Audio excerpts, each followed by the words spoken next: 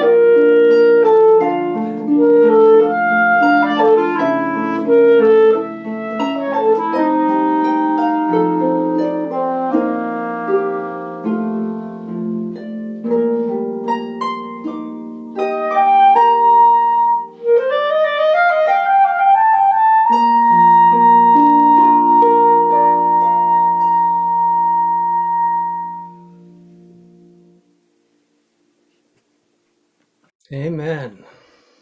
Amen. We're so glad that you're with us and hope that we'll see more of our friends join us in the next few minutes. As we come together, let us do a land and labor acknowledgement. As Interfaith Councils, we understand a land acknowledgement as a transformative act meant to confront our place on native lands and to build mindfulness of our present participation in colonial legacies. As people of various faith traditions and life philosophies, we affirm our responsibility to amplify Indigenous voices. We stand in solidarity with local Indigenous communities and we respect local Indigenous protocol. We practice land acknowledgements in order to teach and promote greater public consciousness of native sovereignty and cultural rights, even here in California, where there are few First Nations that survived the California Indigenous genocide and fewer still that gained federal recognition as sovereign nations as they did in other states. Our congregations and worship centers are located around the Bay Area in Huichun and Yalamo, also known as Oakland and San Francisco, on the unceded territories of Chochenyo and Ramaytush Ohlone peoples who have continuously lived upon this land since time immemorial, as well as Bay, Miwok, Karkin, Muwekma Ohlone, and the Patwin lands in Marin, Contra, Costa, and Solano counties. We recognize that the cultural heritage of California begins no less than 15,000 years ago and that the entire Bay Area rests on evidence of Indigenous cultures. The pre-contact indigenous population in California was one of the largest and most diverse in Western Hemisphere and spoke over 300 Native American dialects as well as 90 languages. Today, there are approximately 9 indigenous dialects spoken in the Bay Area, and California is home to more people of Native American and Alaskan Native heritage than any other state in the country. There are currently over 100 federally recognized Native American tribes in California and even more communities and tribal groups, including the Ohlone, who are not currently federally recognized. California has the highest Native population in the country, and Los Angeles and San Francisco have two of the largest urban Native American populations in the United States. Please welcome our chair, Dr. Erica Bains. Thank you. Welcome all our Interfaith Council members, family, and friends. Thank you for taking the time to join our annual Interfaith Council meeting. Today is Remembrance Day in UK, and a day to remember and honor those who have sacrificed for our freedoms. As it is custom here in the US on our Remembrance Day, there too, they celebrate with a moment of silence. I think today and every day is a good Remembrance Day to celebrate all of God's blessings, and especially for interfaith gathering like this, where people representing different faith and belief systems work together in harmony with each other. Let's take one moment to remember and thank God for this wonderful blessing on us. Let's take this moment of silence for just 30 seconds.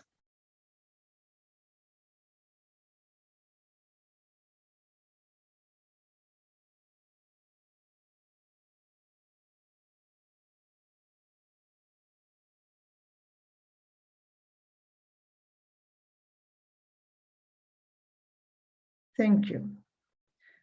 Normally, we celebrate this annual meeting with a potluck. During our wonderful shared meals, we get to know all our newly elected council members, catch up with all our returning members, as well get a chance to meet and greet various community partners, all in person with hugs and smiles. While we are going to miss those meals, those hugs, those connections, I hope you will enjoy all this music and got caught up with our programs, and hopefully with each other through chats as we celebrate tonight's annual Interfaith Council meeting virtually. So welcome all members and friends, and without any further ado, let's get started with this meeting.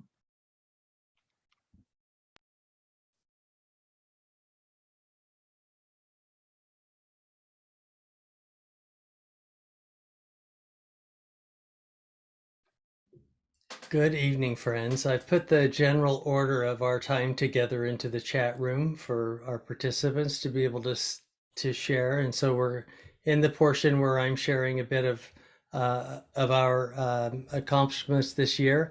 I recognize that almost all of our programs were online this year, and we got really good at Zoom, including our Meaningful Mondays gatherings. And so going from our elected council meetings that looked like this before, where we could be in a large room and share space and see each other's space in a big circle, to try to do that where not all of us are able to have our cameras on, but able to really share and go deep. It took us a little while to get used to a lot of it, but we have done a good job of putting a lot of our programs and becoming more comfortable with being online. The good thing about having all of our events online is that we've been able to record them more easily and make them more available for folks that aren't available at the actual time of those meetings. And as you can see, we've been able to put a lot of different kinds of meetings in our YouTube channel this last year. We had an interfaith immigration roundtable. We had a Contra Costa VOAD training. We even gathered Bay Area interfaith leaders together to talk about how we can work together better to, especially between counties when we're doing disaster relief. But we've been able to share the singing messengers, meaningful conversations we've had on winter solstice or MLK Day, or even how to get ready to get your food ministry going again after COVID's over with. Our Rossmore Interfaith Council's done a really great job. They've had these big question series going for years, but having the last 2 years recorded, I think, has been able to allow folks to be able to share a lot more of their cultural and religious knowledge with one another and go deeper in their relationships. And those continue to be on our channel as well. And the, of course, our Nurturing the Beloved community retreats had to go online this year. And welcome, I'm just gonna mute you for a second there. We've all had a little time to meet with each other. We had hoped that we would be able to do these in person together, but even just having them online and hearing about Dr. King being offered the pulpit of the Reverend Dr. Howard Thurman before he took the pulpit in at Ebenezer Baptist Church in Georgia or Alabama was quite enlightening, as well as the relationship that Rabbi Abraham Joshua Heschel had with Dr. King. But going deeper with Reverend Kamal Hassan on the resilience of the Africans who were enslaved and how they met that moment was so powerful. We're going to continue this theme into this next year and hope that you can take advantage of one of these retreats, either online or together in person someday. We were able to move some of our interfaith programming online. I was able to do a presentation of our Diffusing Hatred, Everyday Peacemaking, and Courageous Conversations with the one of the interfaith councils in Alameda County that wanted me to provide it for them. And we decided, let's do it online so we can record them and make them more accessible to others. And so now they're there. And this YouTube link that's at the bottom of the page is our new personalized YouTube link, YouTube/C/Interfaith Council of Contra Costa County with no spaces. And you can go there. Thank you for subscribing to our YouTube channel, because once we got to 100 people, we were able to get our own name on our channel, and you can find all of our programming there. The very latest program we added was our new Coping with Nationalisms program series that was led by Father Tom Bonacci. It's a 4-part online program from both the Interfaith Peace Project and the Interfaith Council of Contra Costa County. And there's 4 different versions here, and they range from 45 to 60 minutes in length. So you're invited to use these inside your congregation. Use them for Sunday school or religious education. Use them as a way to be able to go deeper in your own faith and understand exactly how the role and the rise of nationalism in our own country is, what forms that takes, and especially looking at where a lot of those ideas come from and exploring the doctrine of discovery. Such a powerful series. Thank you, Father Tom, for your help in that. Of course, we've been doing anti-racism work and continued that work this year, just as we did last year. And we have many different recordings of the different trainings that we still have that are on the YouTube channel. And we've been trying to prepare ourselves and our own disaster network to be able to work better with our Bay Area compatriots who also are thinking about how we as faith community can be prepared for either the big earthquake or the rise in wildfires that are coming because of the drought. I took about 10 days in study leave in late September and October and went and spent some time on Line 3 in Minnesota and learned a lot about the Native American community. And we have a recording that includes 3 members of our Interfaith Climate Action Network that were a part of that. In fact, Albert Kiefner even went to Washington, D.C. to share in the actions there. But while we were in Minnesota, we were able to march and remember the lost children that were lost to the residential schools so many years ago. It's such a present pain for the indigenous communities. We even had Chief Philip Scott come and do a ritual of grieving at our last elected council meeting. But and there again, like I said, the benefit of our time during COVID is that even our elected council meetings, which are normally during the workday, are recorded and people can see all of the great interfaith wisdom that's shared there as we go into our dialogues.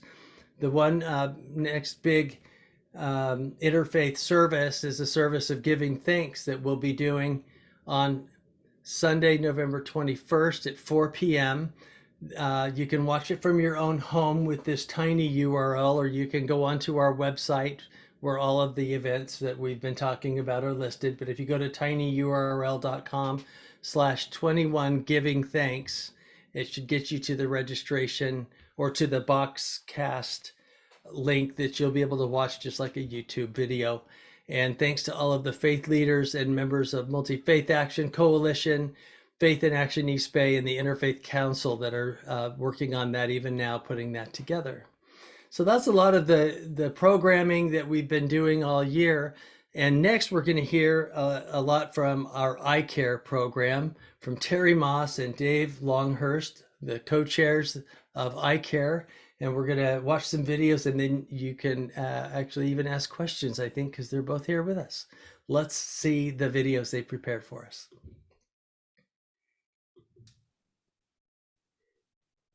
Hi, everyone. I'm Terri Moss, and I'm with Dave Longhurst, and we are the co-chairs of ICARE, which is a program that's part of the Interfaith Council of Contra Costa County. ICARE is based on the simple idea that all faith traditions share a common belief in caring for those in need, and that when we get to know people of different faith traditions, we learn about their beliefs, they learn about ours, and that's how friendships form. ICARE creates opportunities for people of different faith traditions to get together to help those in need in our community. It's truly a chance for us to practice pragmatic spirituality by putting our faith into action. We select reputable, well-established nonprofits, ask them about their needs, and invite congregations to co-sponsor the project. We have different projects for all sizes of congregations that have various financial resources so that everyone, including individuals, can participate. Once two congregational co-sponsors choose a project, we all meet initially to plan out the project and then open up the project to anyone who wants to volunteer. So the planning, the shopping is necessary, and getting together to actually do the project are all opportunities for people who may not otherwise have met to work together.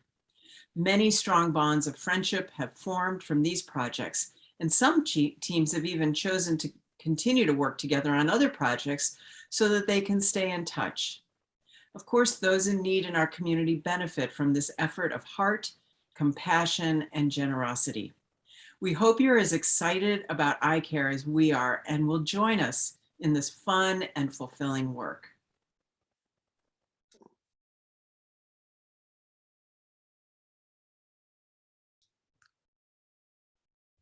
If you're as excited as I am about you and your congregation participating in one of these projects, you'll want to immediately sign up. I'm going to show you how to do that. First, go to the I4C website, click on programs, then ICARE. It'll take you to the main page. Just scroll down to the second paragraph and you'll see this link to our Sign Up Genius. Click there.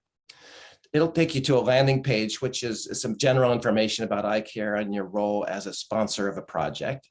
Across the top, you'll see the other projects, including the Shelter Inc. and Afghan projects, Afghan backpack projects that happened this weekend. Then scroll to the right and you'll find projects that don't yet have sponsors. Here's one, Opportunity Junction on February 1st. And you'll see, again, a description of the project, some forms that volunteers need to fill out. Just come down to this spot for a congregational sponsor, click sign up and submit and sign up. It'll take you to a page where you just fill out your name and your email and then your religious affiliation. Click sign up now and we're good to go. And of course, that just kicks off the project planning meeting, and we'll certainly support you every step of the way through that project. And now we're excited to share with you a video that celebrates our first year of ICARE service, showing all the good that we've done in the community and the partnerships we've created. Hope you enjoy.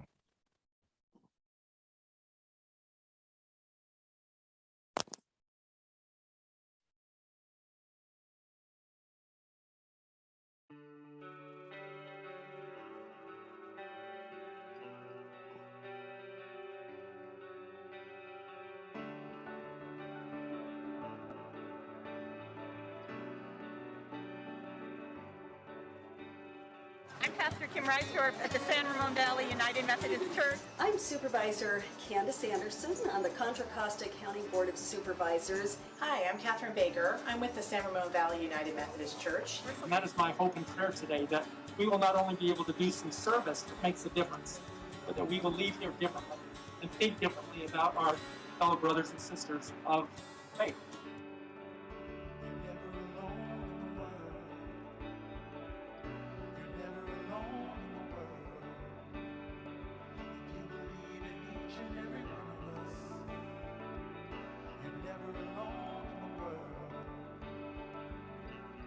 I was born in a lost and found, and often raised in the underground. And one day I opened up my eyes, looked around and I realized someone said we're one family. Can that be with all this poverty?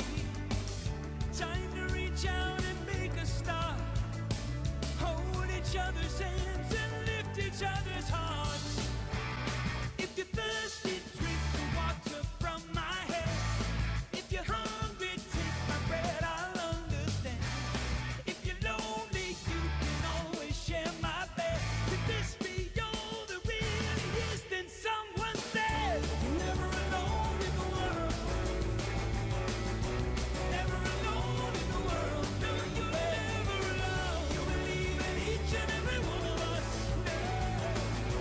Never alone in the world, baby.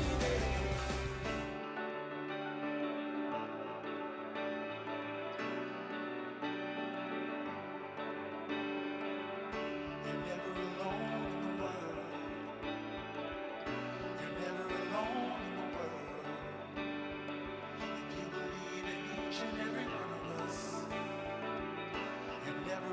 alone in the world. You're never alone in the world.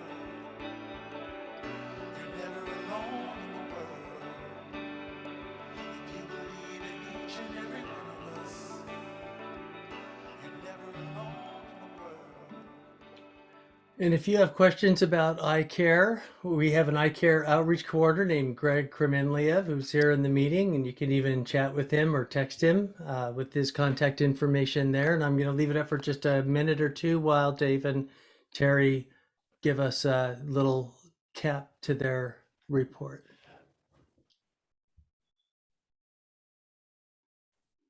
Go ahead, Dave. I'm not sure what more I would add. I've just really enjoyed my involvement over the last year in the ICARE projects. And we do have a number of projects that we're planning for next year. We welcome your input on the types of projects that you would like to have us plan. But we've had such great support from all of you. And I have to say that the nonprofits are so very grateful for the time and energy. And they just, they feel, it's not just, when we volunteer, it's not just someone from the community. It feels like the community at large is really behind them. And I think that really gives them a boost. So I think it's a real value we can provide, where we bring a credibility and a strength that we don't have when we just volunteer individually. Together, we're stronger than we are separately. Hey, Terry. Thank you, Reverend Will and Dave. It's been, first of all, an honor and pleasure to work with you, Dave, and to work with Greg, and to work with all of you. And the level of energy, too, and commitment that people bring to these projects is really impressive. And our faith traditions share this common value of giving and working in service to others. But working in and many of our congregations already do work with these nonprofits. But there's an added dimension when you bring in other faith partners and work with them outside of your usual group of people that you work with. And there's an energy that happens, there's a deeper relationship that's formed, and you learn new things about your own faith tradition and about others. And it's just a unique opportunity that ICARE and the Interfaith Council offer you. So I hope you go back to your communities, your faith congregations, and that you tell your friends all about us. And let's expand and grow and deepen and give even more in this coming year. Thank you, Terri. Our ICHANGE committee has been working really hard. About 3 years ago, our ICHANGE committee, which does and oversees a new mentoring program that we've called ICHANGE, is headed up by Meg Keeley and Reverend Julius Van Hook and Reverend Rodney Lemery and others that are here on our call tonight that are sharing more about this new great way that members of our congregations are going to be able to serve and come alongside Reverend Julius's work inside Juvenile Hall to be able to be there and build the relationships necessary to really turn around a lot of lives of young people. And we definitely want to see this video that they've put together for us tonight.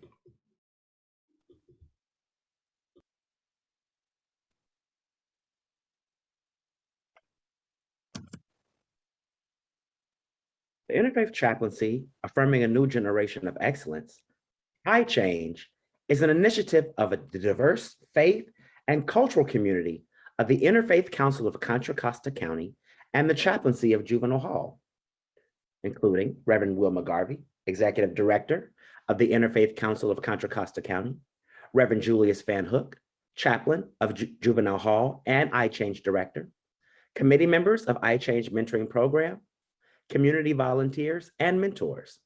Getting Out of Dodge, developed by former chaplain, Reverend Dr. Charles Tinsley, and currently under the leadership of Denise Van Hook. The California Department of Juvenile Justice, or DJJ, is in the process of closing its state-run facilities and will be transitioning young adults aged 16 to 24 to county facilities over the next few years. This population of youth will be assigned to county facilities in the future. After careful study of the challenges for these youth and our county juvenile justice system, the ICHANGE Committee has identified spiritual care and mentoring practices that will enable our staff and volunteers, mentors, to help address these needs. We invite you to join us as we endeavor to help young people become the change they want to be. We started with identifying the needs of justice-involved youth. The multiple and intersectional issues that can impact families, youth, and justice involvement. Government policies and funding. Family and relationships, community support and services. Race, ethnicity, and class. Processing and learning differences. Behavioral, mental, and physical health, along with substance abuse. Sexuality, sexual orientation, gender identity, and expression. Age-related immaturity, risk-taking, and peer influence. Education, career development, and employment opportunities. And policing and the juvenile justice system. There are many issues for justice-involved youth when they leave placement. They include housing shortages and qualification requirements, lack of access to and failure to engage with community-based organizations, underprepared for employment and the stigma of having been incarcerated, transportation issues, the return to problematic environments, peer groups, and families, lacking mature social and emotional skills, lacking positive guidance and support, parenting responsibilities that they have that limit their options and opportunities, and challenges of meeting and completing justice system requirements. The mission of ICHANGE is to offer healing-centered spiritual care that is culturally responsive, trauma-informed, and grounded in strengths-based restorative justice practices. To guide youth as they explore spiritual values, engage in activities, and develop critical reflection and the social emotional skills that will enable them to explore new possibilities, fulfill their goals, and avoid further justice involvement. Also, to connect youth to community assets that will provide the services and continuing support they need as they become the responsible citizens of the community.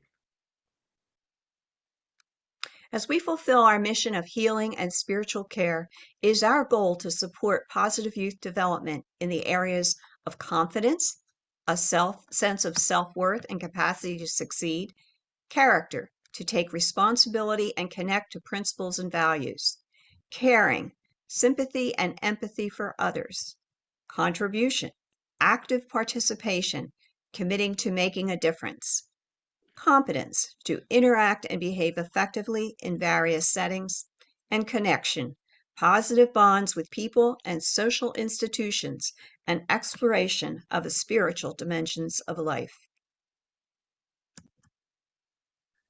The foundations of ICHANGE, healing-centered spiritual care, and mentor training. Culturally sensitive and responsive. It's grounded in spiritual values. Trauma-informed. Recognizes and builds on strength. It develops reflection and social emotional skills. Incorporates restorative justice practices. And offers enrichment activities. And supports successful re-entry to community and ongoing support. We offer a sanctuary of safety and belonging grounded in our interfaith traditions. ICHANGE provides training in spiritual care and mentoring to caring people of faith as they draw upon their own compassion, spirituality, and life lessons, and who are committed to support and assist justice-involved young adults with ongoing weekly contact and guidance for at least a year. ICHANGE spiritual care empowers youth to develop self-appreciation and a sense of control and hope for change in their future. Provides support that meets the specific expressed needs of the youth. Models responsible and appropriate behavior. Sets positive expectations and boundaries. Nurtures and promotes individual strengths, talents, and abilities. Helps assure spiritual, physical, and emotional well-being. Provides guidance in life and academic skills. Supports youth and their families, connecting them to other services and resources. And provides a consistent supportive presence and appropriate closure at the end of commitment. Cultural humility and responsiveness promotes a basic understanding of our own race and culture and how it impacts our worldview. A willingness to learn about and respect the cultural practices of others. Recognition and sensitivity to the way we speak and act in the presence of people of different races and cultures. And willingness to speak about and seek ways to address inequities in relationships, communities, and the larger society. A trauma-informed approach realizes the widespread impact of trauma and understands potential paths for recovery, recognizes the signs and symptoms of trauma in clients, families, staff, and others, responds by fully integrating knowledge about trauma into policies, procedures, and practices, and seeks to actively resist re-traumatization. A strength-based approach provides a framework that acknowledges strengths and provides and offers opportunities for youth to remove the old labels, identify and build on strengths and internal resources, strengthen skills and confidence, and to explore the spiritual dimensions of life, develop goals and plans for transitioning to independence and adult responsibilities, and to identify external assets that will provide continuing support in the community. Faith-based restorative justice principles that can be implemented in mentoring. All people should be treated with dignity and respect, recognizing that each person has some piece of the truth. Each of us needs to be responsible for our own actions and needs to be held accountable for those actions. By our presence, we are all members of communities and therefore connected to one another.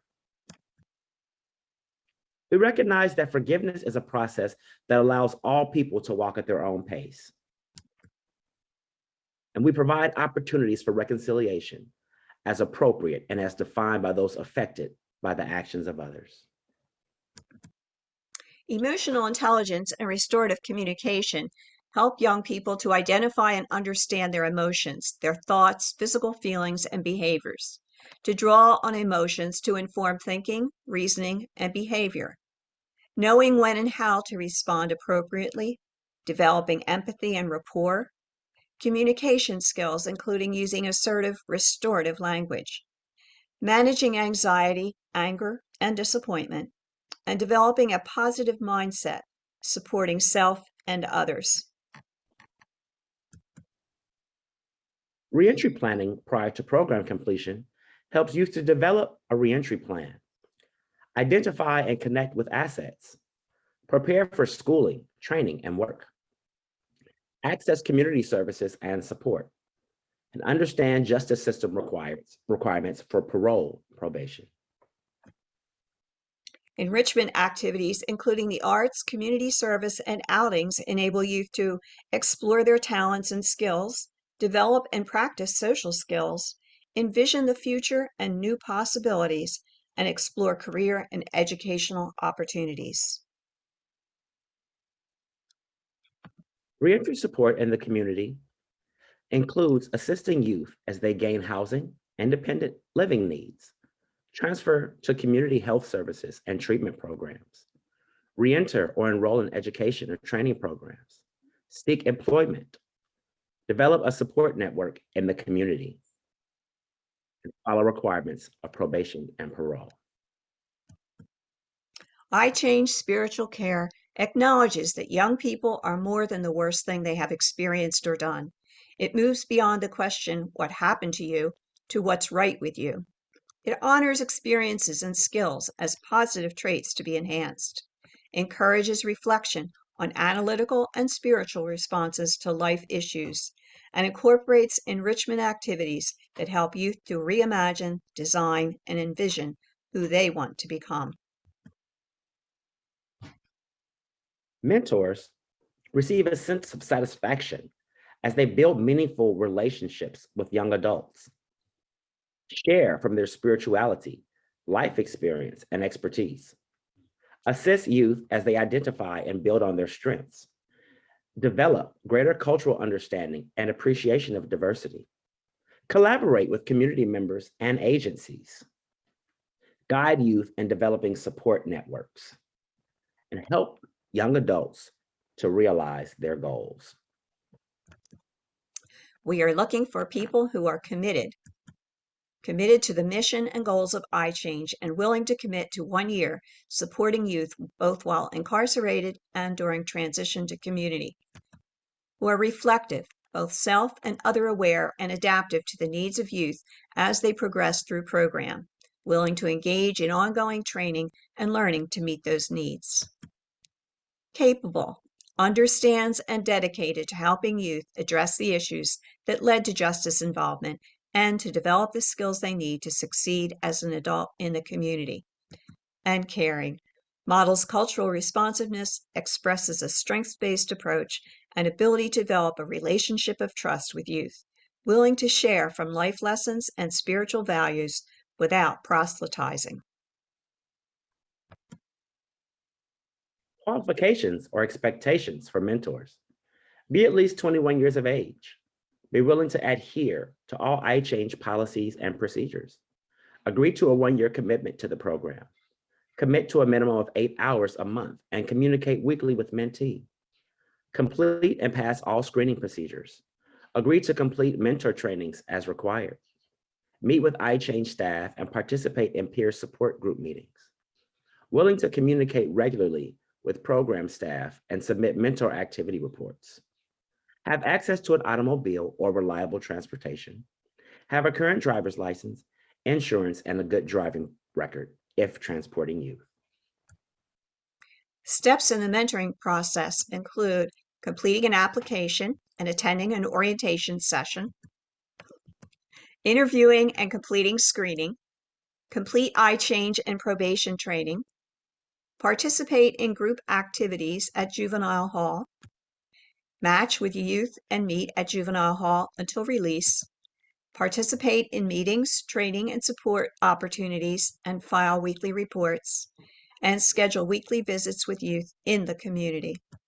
Finally, closure and completion of commitment and an exit report. Training modules. Healing-centered, trauma-informed mentoring.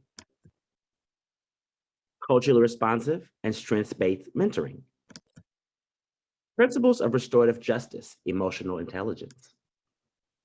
A tour of juvenile hall, meet with the staff and youth. Issues of reentry, community support services and resources. Education and training opportunities, employment readiness and job search skills.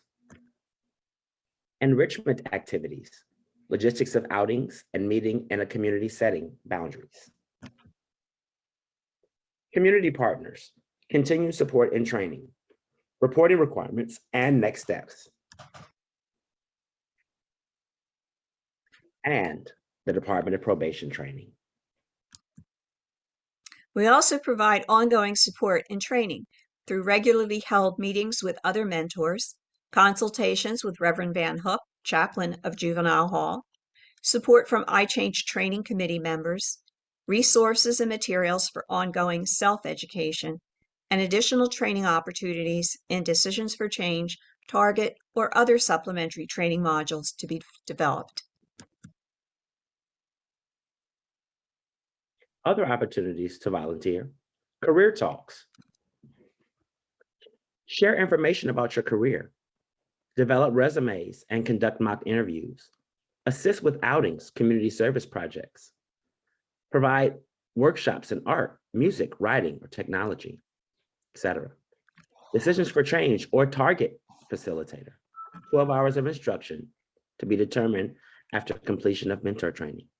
Write letters to youth and offer technical support for the chaplain and the initiatives of ICHANGE. We invite you to join us.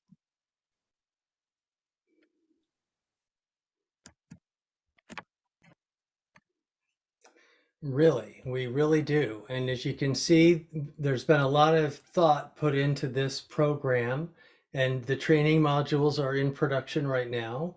And we've really come a long way thanks to the leadership of Meg Keeley and Reverend Julius and all of the members of our ICHANGE committee. If anyone has questions and you want to just raise your hand, you can go to the reactions button and raise the hand using that little button in the reactions, and that'll make it easier for us to call on you. Does anyone have any questions for Meg Keeley or Reverend Julius Van Hook?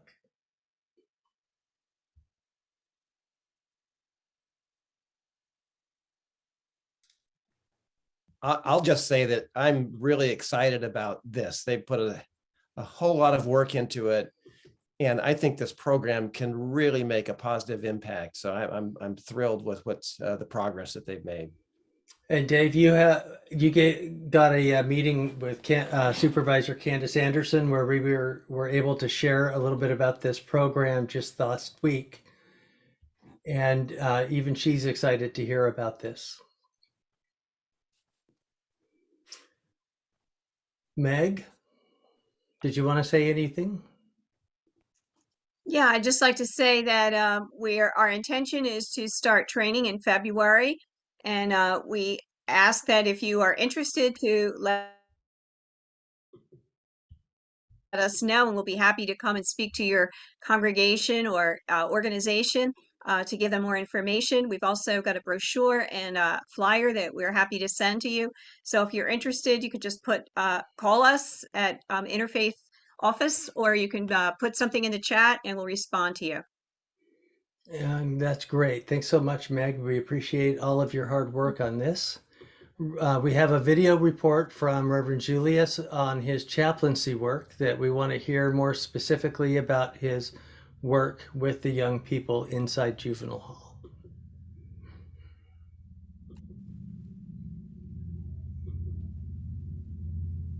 Good evening, everyone. Reverend Julius Van Hook here.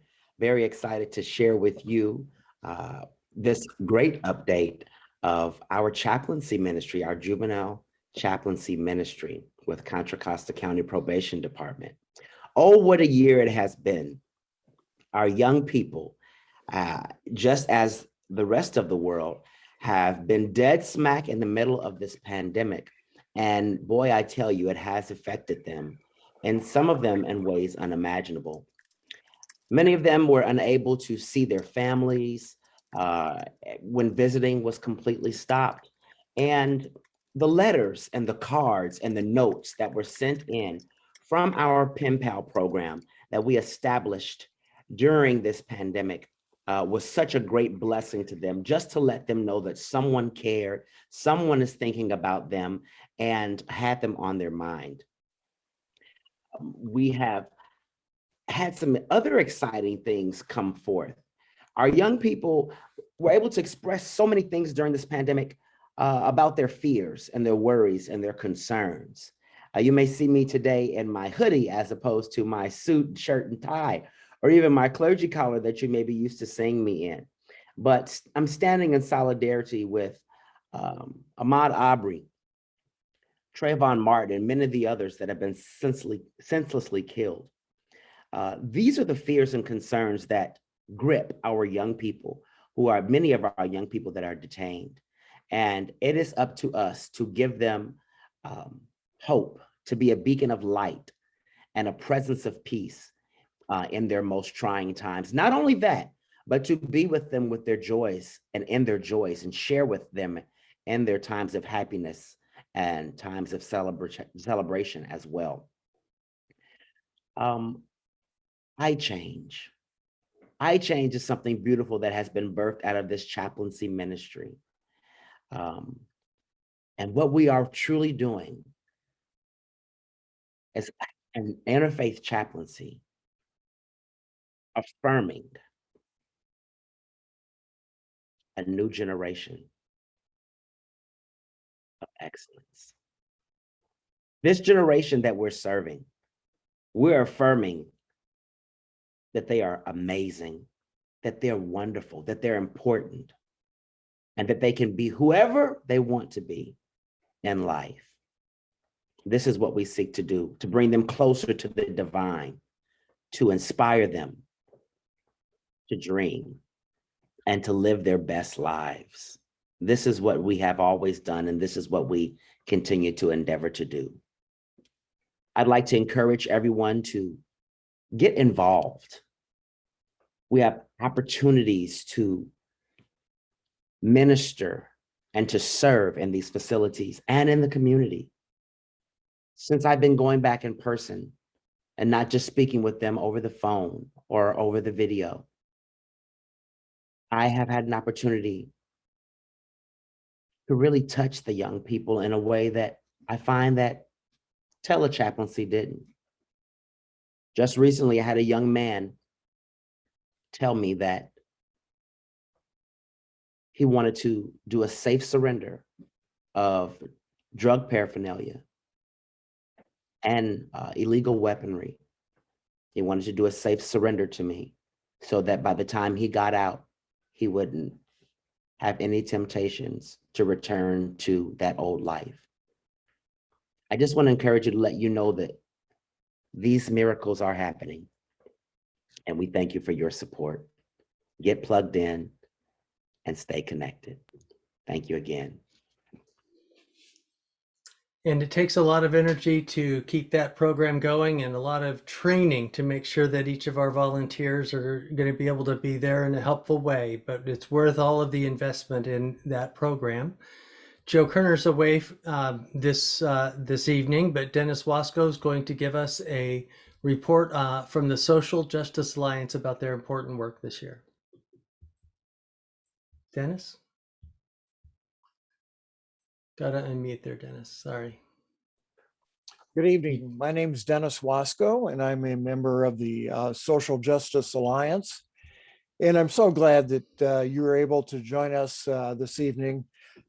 This last year has been a particularly busy one for us because of the continued fight for social justice issues, both in our community, our nation, and in the world. I'd like to outline a few of those things that we have been busy with. Winter Nights. Our Winter Nights program has been going on since 2004, and it continued to operate under the COVID restrictions in a scaled down version last winter. But we've reopened this year with a greater capacity, and we opened on September 26th. And we'll be rotating every 2 weeks to different faith communities. We've also been tracking the alumni of the program to see how successful we've been and to get feedback as to how the program can be improved. We have a safe parking program, which is part of the Winter Nights, and it's a new offering, and it's operating at a capacity of 12 cars. In other words, homeless people can sleep in their cars safely at a church parking lot and have access to showers and facilities, and they'd be able to go out to work or other activities during the day and then return that night. This program now will be offered year-round. The Winter Nights program received a national recognition this year by receiving a Social Justice Award from the Just Faith program. Just Faith is a Christian social justice program headquartered in Louisville, Kentucky. And it's offered social justice training and programs to over 65,000 people in its 20 years of existence. Well, Winter Nights and founder Gwen Watson, who all of you probably know, has been a charter member of the I4C. They received the first place award for being the premier social justice program in the nation. The Concord Weapons, Naval Weapons Station. SOJA has continued to monitor the actions of the Concord City Council as it is choosing a new master developer for the Concord Naval Weapons Station. Our members have attended the various meetings and have been monitoring all of the actions of the City Council. And last August, the City Council was there. The City Council received presentations by the potential developers. When the council chose Sino and Discovery Homes as the developer, SOJA wrote a letter in conjunction with the governing board to question the choice that they had made and how quickly it was made. The letter also reiterated SOJA's stance that the final plan has to include an accommodation for the homeless and affordable housing. Unfortunately, in October, the City Council decided to choose Sino and Discovery as their developer and to negotiate with them on the final plan. So SOJA and I4C will continue to monitor the negotiations and to use our influence to advocate for our values. At the beginning of the year, SOJA adopted a 14-point program which was stated by the Poor People's Campaign. And we use that as our working template for our work this year. This statement promoted practical actions that will meet the actual needs of poor people rather than just professing platitudes. And so we use that as kind of the basis for our actions this year. Some of those actions are, and this is by means of letters, statements, and individual advocacy. We had a letter to the Biden administration on what we would like to see as the moral and economic agenda in its first 100 days. We sent letters to our US senators and representatives supporting this Poor People's Campaign and the various aspects of it. We made a statement to our representatives denouncing the January 6th Capitol insurrection.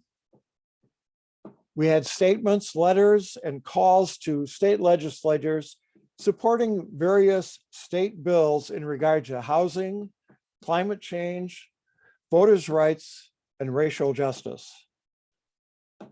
We've been supporting and have been in membership with the Mothers Against Gun Violence. We've been supporting and have become members in the various organizations around the county, such as Multi-Faith Action Coalition, the East Bay Housing Organizations, and other local social justice organizations. We've been supporting equitable COVID regulations during this pandemic. We've been supporting and have membership in the California Interfaith Power and Light on matters of climate change and green power. We've been monitoring and participating in local boards, local government councils and commissions. And we've been promoting our values and our work through stories and features in the local media. Another big part of our work has been in regard to racial justice. SOJA organized and presented a successful Martin Luther King Day last January, and this was done on Zoom. We've been supporting the Miles Hall Foundation in its effort to improve the policing in Walnut Creek, especially towards mentally challenged individuals. And we've had membership in the committee to help the county, the Contra Costa County, establish the County Office of Racial Equality and Social Justice. And so these are just a few of the things that we have been doing in the past year in regard to advocacy and action. Our social issues obviously continue to grow and become more and more complex. If you are interested in social justice issues, we would love to have you as part of our team. We meet once a month on Zoom, and if you would join us, we can assure you that you will not be bored. Thank you. Thank you, Dennis. And our last committee report is from the Singing Messengers, who, when we began as a Council of Churches in 1960, were known as the Singing Housewives, and Marjorie Musanti's here to share.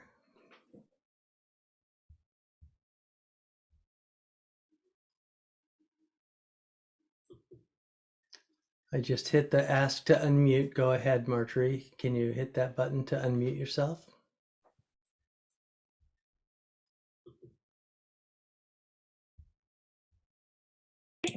How's that? That works. Well, okay then. Hi, I'm Marjorie Musante from Singing Messengers.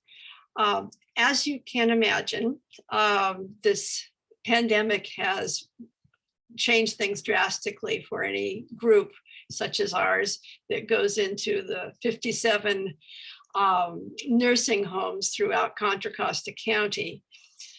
Still, it is a pleasure to update you and to be here to speak with you on behalf of the Singing Messengers, and most specifically about our beloved longtime director, Jackie Wan, who we lost this past spring, just short of what would have been her 50th year in guiding our mission. Jackie's life was one of continued service and living her faith every day. She spent a lifetime bringing joy and comfort to thousands of individuals through her ministry of music. Jackie truly changed lives, healing, inspiring, and supporting patients and residents in hospitals, nursing homes, and senior facilities throughout our county. Although Jackie was deeply appreciated by her peers, it was clear that her true rewards were in seeing the occasional blank, often disengaged patient faces break into smiles as her music worked its magic. Going through her many boxes of Singing Messenger history, we came upon countless plaques, parchments of gratitude, newspaper articles, and children's letters of thanks penned in crayon. Her reach was long and wide. Jackie was so pleased and delighted to be honored by this group, the Interfaith Council, when she accepted your very special Making a Difference Award. Soon after that, she was selected as one of George H.W. Bush's Points of Light for her transformative humanitarian work. On a personal level, I feel fortunate to have spent so many hours with Jackie over cups of tea, planning future Singing Messenger programs and activities and events. Her mentoring style was one of love and encouragement. In August, we gathered for our Singing Messenger picnic to discuss our future plans and, more importantly, to celebrate Jackie's life. Many members spoke of their individual stories and reflected their gratefulness in having known Jackie. A book of remembrance was made, displaying our work and the joy it brings all of us. In the family copy, our singers wrote their personal expressions of love and appreciation, and it and an additional copy were sent to each of Jackie's 2 children. When the county once again welcomes musical visitors into senior facilities, the Singing Messengers will resume Jackie's and our mission. Jackie's messages of faith, love of humanity, and gift of joy still endure to be spread far and wide. The Singing Messengers is Jackie's legacy of love. Amen. Thank you, Marjorie. We'll be hearing one of your songs as our postlude. Oh dear. At the end of our time together. So we sorry about that, guys. It'll be fun. Thanks. So I get to introduce our colleague, Reverend Leslie Takahashi, who's the lead minister at Mount Diablo UU Church, Unitarian Universalist. She's also a former president of our council for a time in the late 2000s. And we asked her to give a brief keynote to us on the importance of faith, especially in these days where fewer and fewer people are counting themselves as people of faith.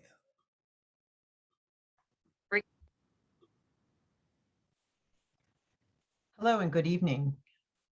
I want to thank all of you for attending this annual meeting of the Interfaith Council of Contra Costa County. As a former board member and officer for the council, I know how important the vital work of coming together across interfaith lines is. And it's very important to us as a congregation. I'm the Reverend Leslie Takahashi.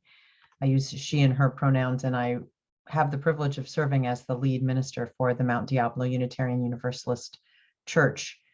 The formation of an interfaith council was so important in the history of our congregation. And I'm so grateful to my predecessor, the Reverend Dr.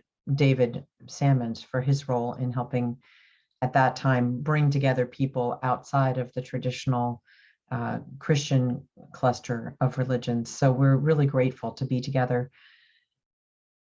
Reverend Will McGarvey asked me to speak to you briefly about something that he and I have had a dialogue about in the past, and which I think about quite a bit, and that is the way in which our world is becoming in need of an advocate for the life of faith in general. No matter what faith that is, no matter what your beliefs are, I know that many of us continue to be part of our religious communities because we understand that it makes us better people, that it allows us to live up to our aspirations, and that also the role of the religious community is very important in the overall framework of our larger democracy. Alexis de Tocqueville, when he was touring this country from France near the very beginning of its origins, noted the particular role of the religious enterprise in the formation of our democracy on these shores, and said that he believed that it would be more endangered if it did not have that voice of the religious community to be part of the dialogue, bringing the values and aspirations to it. And in a world that is becoming increasingly driven by individual consumer demands, these little devices, remind us what we want 24 hours a day. And so as we see that growing influence, I think it's really important for us to reflect on the importance of a voice of faith that says there's something beyond our own needs. There's something in our collective good that is important. And that's one of the things that we have done as a faith community, certainly in Contra Costa, certainly through this Interfaith Council. So as we move out of this strange year of 2021 and into the unknown of 2022, I hope that we all will consider ourselves ambassadors for the life of faith in general, and be willing to speak with people, talk to people, tell people that we're people of faith, remind people that there is this whole enterprise of faith out there that is important not only for us personally, but also for the good of our larger society. The Pew Center, which nationally has been surveying religious life and our engagement with it as the nation of the United States of America for many years, has been reporting for close to a decade now about the decline of religious participation. And in the last few years, for the first time, those who don't participate in religious life are now the majority in our nation. And I think that that is a loss for all of us, including our larger society. Whatever your political beliefs are, I think it's important for us to have that larger guide star of our religious faith to be part of the dialogue that we all are engaged in collectively. So in the spirit of this, I hope that we will be thinking as a council, and I'm grateful to my colleague, the Reverend Rodney Lemery, who's currently serving on the board of the council, as a member of the council, that we collectively think about how it is that we can continue to advocate for participation in religious community, which teaches us often how to lead, how to give to one another, how to sometimes set aside a little bit of what we need individually for the collective good. I think these are very important practices, very important traits that we teach not only ourselves, but our children and the succeeding generations, part of the legacy that we leave as we look at the things that we need to address and the challenges ahead with us in areas such as a changing climate, an economy that clearly is serving fewer and fewer, the changing nature of work and society, the fact that this time of sheltering that we are just reemerging from partially has taught us a little bit about being perhaps a little too self-sufficient. As we come out of this time, I think that all of us have work to do just to be ambassadors for, as I said, the life of faith. And I invite you to join me in that enterprise as well. Thank you for the opportunity to speak with you briefly. And again, great gratitude for all of you for being part of this important endeavor of a life in faith. Thank you, Reverend Leslie Takahashi, and now a musical piece from Wendy and Diane.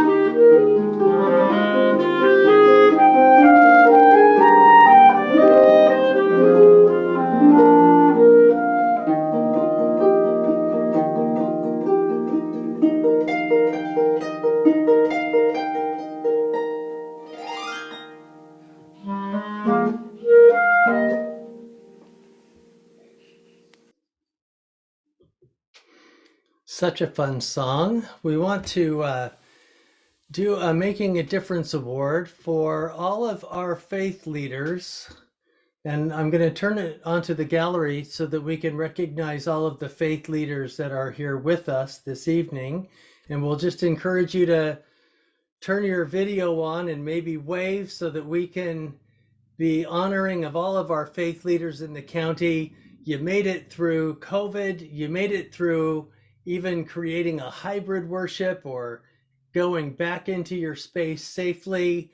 What a time this has been. And we want to recognize all of our faith leaders from every faith tradition that's been so important to keep, not just keeping the council going, but keeping your congregations and ministries alive. And so I want to just lift up Father Tom Bonacci and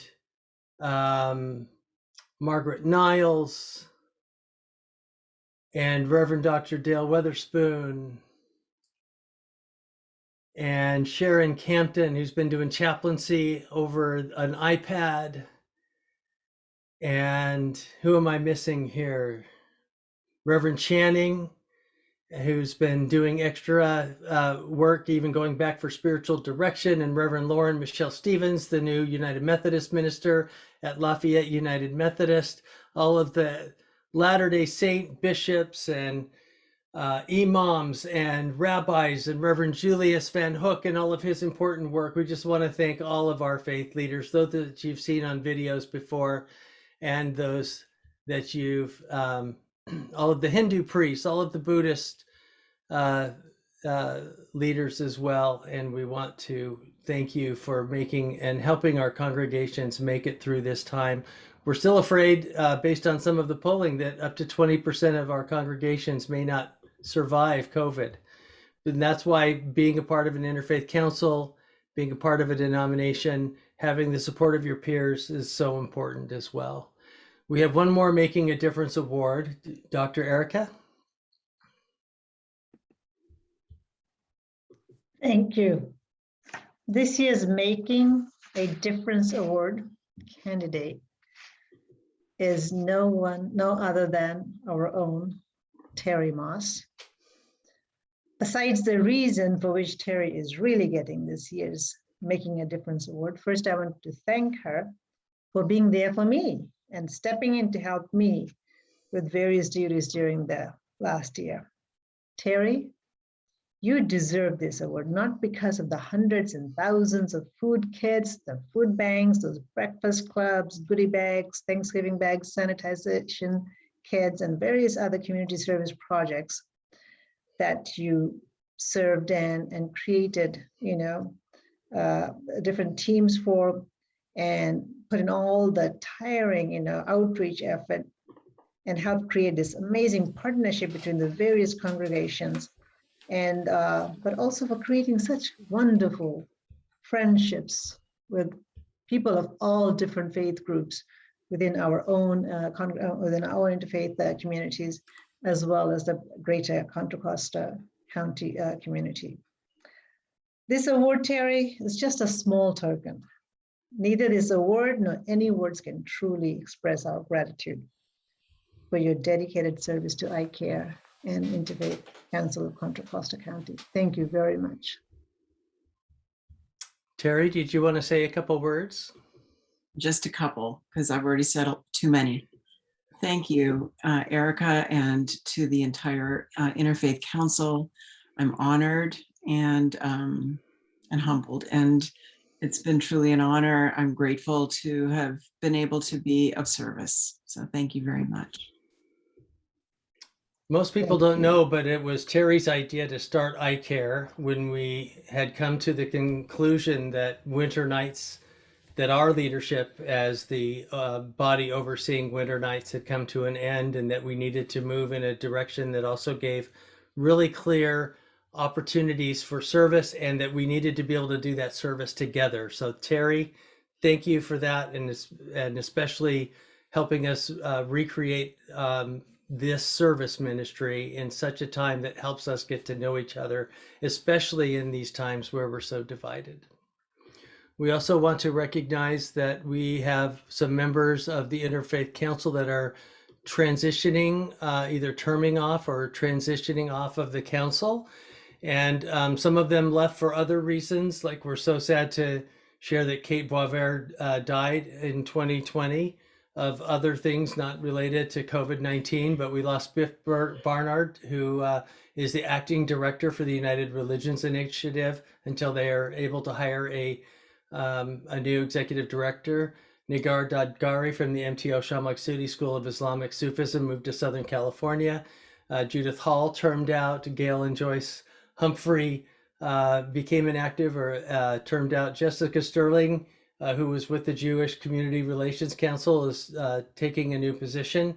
And Randy Thomas moved on to other interfaith projects, including studying Sufism more intently. And so we want to thank all of them for the many years that they've given to us as a council, and to celebrate the new members that we'll be welcoming with your votes tonight. Dr. Erica? Thank you very much. I would like to present to all of you some newly elected counseling members. So when you see your name, please wave so we know who you are. Jeannie Ali from the Walnut Creek Baha'i Faith is joining us tonight, and will be joining the elected council of the Contra Costa, Interfaith Contra Costa County, if she gets your blessing, if and when, let's say when she gets your blessing. There you go. Her background is included here and it's in your program to read. Sarah Bretthauer from the Peace Lutheran Church will be joining our elected council, and her background is included here. Ekanath Pai from the Hindu San Ramon Valley community. We need Leonard first. I did it by alphabetical. Oh, sorry. By last name. So Leonard Doran, along with Marianne Wittenberg. So will you do those two together? Mm-hmm. We'll be joining from the congregation of the B'nai Tikva. They'll be sharing one spot. And is Ekanath Pai next then? There you are. From the Hindu San Ramon Valley community, will be joining our Interfaith Council. They're already Nasli, active in ICARE. yes, and very excited. He's been attending our meetings for the last three meetings. Thank you so much, Eknath, for attending our meetings. Nasli Sajad from the Islamic Center of Zara, the Shia faith, will be also joining us, and her background is also included in our agenda. And last and not least, we have Rebecca Seaman from the Church of the Jesus Christ Latter-day Saint from Concord Stick. She is also will be joining our Interfaith Council. And can we also include Marianne? Marianne's Marianne there, Wittenberg. and Marianne was married to Harry, who was on our board before his ALS became advanced. And so she will be actually sharing a spot with Leonard Doran. And also thanks to everyone else who is returning. We have Dennis Wasco, who will be returning, Dave Longhurst, Terri Moss, Reverend Channing Miller, Diane Waltasta, Marianne Cropper, Reza, Sharif Zadeh, Sabra Suharwardi, Felicity Grove, Father Tom Bonacci, of class of 2023, who will be staying on board. And for class of 2022, there will be me. I will still be representing the Sikh community in St. Mary's, Nancy Battery, Elder Thea Bristle. I have something on my screen. Bristlebroom. Bristlebroom. We have Reverend Sharon Campton, Muhammad Chaudhry, Dr. Dale Weatherspoon, Reverend Dr. Dale Weatherspoon, Reverend Rodney LeMary, Reverend Margaret Niles, Zula Reeves, and Reverend Sally Bartholomew. They will be all remaining on the board. Now, what I would like to do is get your blessing and approval from the whole board so that we can move that we elect all those that were that slate of candidates that were presented to the elected council of the Interfaith Council of the Contra Costa County. Can I get a motion from somebody to? The motion came from the nominating committee and the board has approved them, so it doesn't need a motion and it doesn't need a second. We just need to vote. Dr. Erica? Okay, so sorry about that. I thought we were going to do the whole shebang. Can I get a vote from everybody to vote the slate of candidates chosen by the nominated committee to the elected council of the Interfaith Contra Costa County? If you're here, you get to vote. Hands up, hands up, hands up, I see. I think unanimously we have this slate of candidates voted. Welcome, everyone. We have a lot of work to do ahead. I'm so excited that I will be also there with you for the next year. Thank you.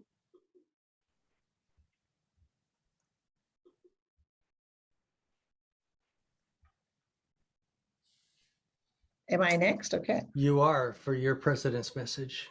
Okay, well, here we go. I am going to be the outgoing president, so I get to do this message one last time as the president. So fellow members of the elected council of the Interfaith Contra Costa County, thank you for a wonderful year. I am truly honored to have been given the opportunity to serve as a chairperson of the governing board of the Interfaith Council of the Contra Costa County. While serving as a chairperson of I4C during the pandemic had many limitations and challenges, this experience has tremendously contributed to my spiritual as well as intellectual growth. One such limitation was not meeting and working with you in person. I'm the kind of person who likes to give everybody hugs, and that I missed the most. The virtual meetings, however, freed more time for me to read, communicate, and engage in various community service activities, programs, and dialogues. These engagements renewed my sense of urgency and the need to address the significant food insecurity problems in our community, and especially unmet nutrition needs of the children growing up in our own community. Working together, learning from people of so many faith groups has also confirmed my belief that compassion is at the center of our core belief system. This was displayed out as all faith groups joined hands during the pandemic and helped secure the homeless and ensure those in need of food did not go hungry. During the pandemic, we saw how all our local churches, masjids, synagogues, mandils, gurdwaras, and other places of worship, along with many community groups such as our food banks, came together and worked tireless hours to stack up, stock up, prepare and deliver cooked food and groceries to long lines of food insecure people in need. So many faith groups in our own community also partnered up with government and agencies and even opened their own doors to provide shelter for those without the basic essential of a roof over their head. So many of our own member congregation joined I4C's ICARE and various other programs and stood united, worked tirelessly to meet the various basic needs of our own Contra Costa County's underserved community members. To the entire incoming board, returning members, and especially the newly elected members, I wish you well in the year ahead. You have a lot of work to do. Even as we are seeing the light at the end of the tunnel, the pandemic tunnel, that is. The residuals from the pandemic in terms of various insecurities, especially food insecurity, is higher today in terms of various, it is higher today than ever before. The Contra Costa Food Bank's data show that while there is a lot less need for the food at the shelter, at the food bank, they are still serving 80,000 more families today than the pre-pandemic times. Many homeless that were housed in safe places are finding themselves back on the streets, while other agencies are getting their act together to get help to address the needs of the less fortunate in our community. We as faith groups need to stay involved and come together to figure out sustainable solutions to this senseless injustice. I would like to personally request to each and every one of you that is coming on this board, incoming, those that are staying, newly committed, please make a commitment to serve as an ambassador to your congregations and get more people involved, more members of your congregation to partner up with the local food banks, the shelter programs, get involved in I4C's ICARE programs. ICHANGE program is also entering into a new territory and is getting ready to mentor youth in our prison systems, help them get involved, become a compassionate, contributing member, not just to this council, but to society. Your skills, as well as monetary support, will be needed for organizations like I4C and many others to implement the plans to help our underserved, as well as the many less fortunate children of God, children of the same God of all of us in our community. May God be with you in full force in all your efforts in the upcoming year as you serve alongside each other in ministering together as a group of children of different faiths, but with one common goal, to serve all of God's children. God bless you and thank you for your commitment.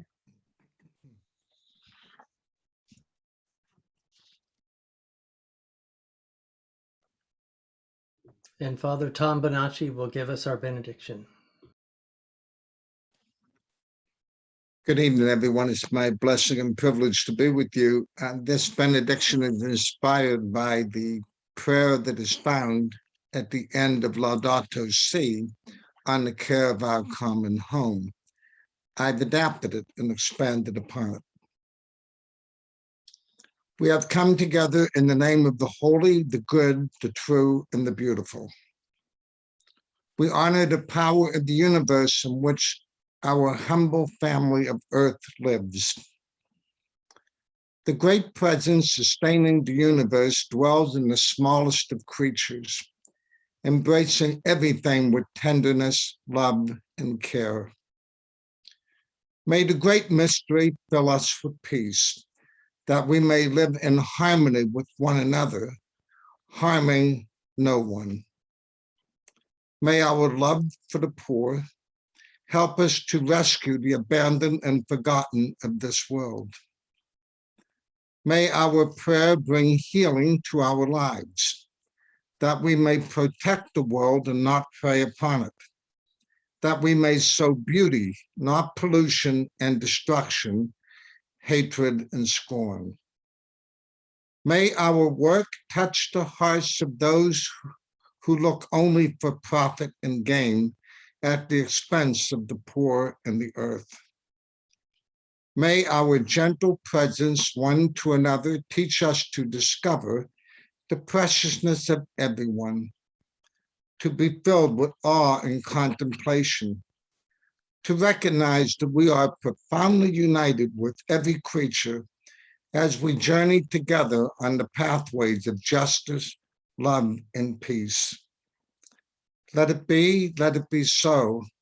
Amen. Peace.